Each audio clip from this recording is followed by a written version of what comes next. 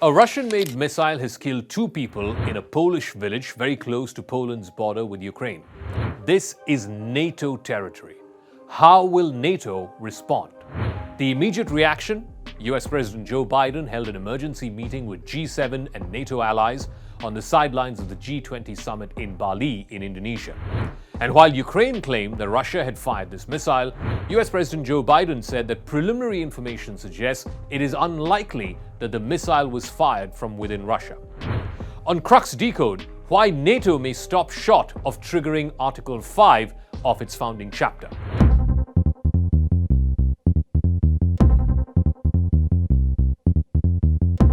Warsaw has summoned Moscow's ambassador to provide immediate, detailed explanations, and Poland has also put its military on a heightened readiness in a potentially major escalation in the war in Ukraine.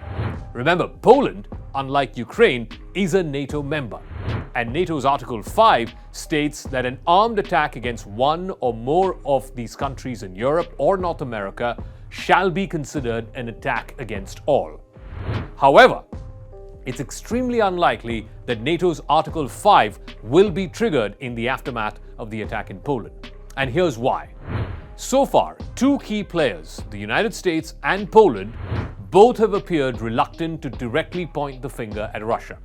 The only direct blame came from Vladimir Zelensky, the Ukrainian president, who squarely accused Russia of a direct missile strike on Poland. But the United States rushed out multiple statements, including the one from Joe Biden, saying that the missile did not appear to have been fired from Russian territory, and in fact may have been fired by Ukrainians in response to Russia's aerial strikes. Ukraine has been activating its air defenses in response to Russian strikes. What about Poland? It has a lot to gain by turning up the heat on Russia, but even in the immediate aftermath, in the heat of the moment as it were, Poland refrained from calling out Putin.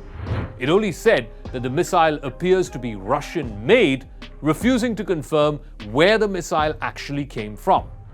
And although Warsaw has summoned the Russian ambassador and requested a NATO meeting under the treaty's Article 4, and Article 4 is very clear, it only and only calls for consultations amongst allies in the face of a security threat. That is, if any one of the members feels that there is a security threat or if its sovereignty has been violated, they are well within their power under Article 4 to call for an emergency meeting. Only that much has happened as of now. What it does, though, is allow for more time to determine what exactly happened and what response needs to be given. So yes, a lot of meetings will happen, but no military action planned just yet. And military action is unlikely because remember, NATO requires unanimity on any decision to trigger Article 5. You already have countries like Hungary and Turkey, which are very close to Russia, and they could very well block a move to trigger Article 5. There's another technical question. Does the Poland hit meet the threshold that's required to trigger Article 5? Even if it was concluded that these missiles crossed the Polish border and were indeed Russian and were indeed launched from Russia and not Ukrainian anti-missile interceptors, that would fall short of an armed attack that is envisaged in Article 5. Like William Albuquerque of the International Institute of Strategic Studies says, deliberate armed attack is a real thing. 2 misfired crews of ballistic missiles are not that. There is also no time limit on how long the NATO consultations can take, and the language in the Charter is flexible enough to allow each member to decide how far to go in responding to armed aggression. Adding to the fog of war is the fact that both Russian and Ukrainian forces have used Russian-made ammunition during this conflict. In fact, Ukraine has also deployed Russian-made missiles as part of its air defense system. So what is most likely going to happen? An important principle that is likely to guide the Polish, NATO, and American responses is proportionality.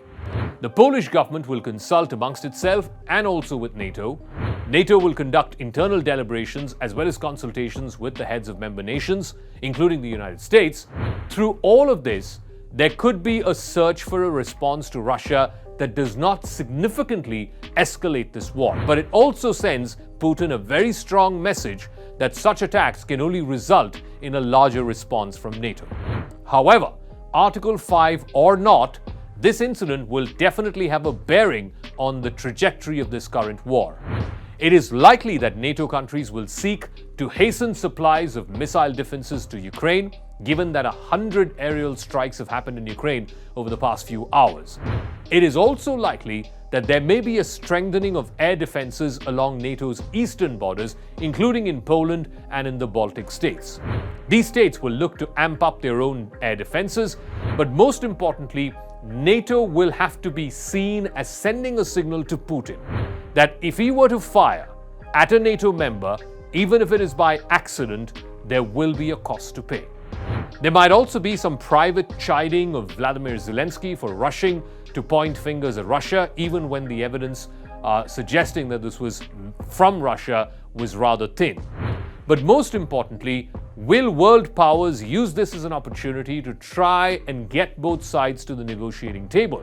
Or will the distance to the negotiating table, the distance to talks, have been further lengthened as a result of this attack on Poland?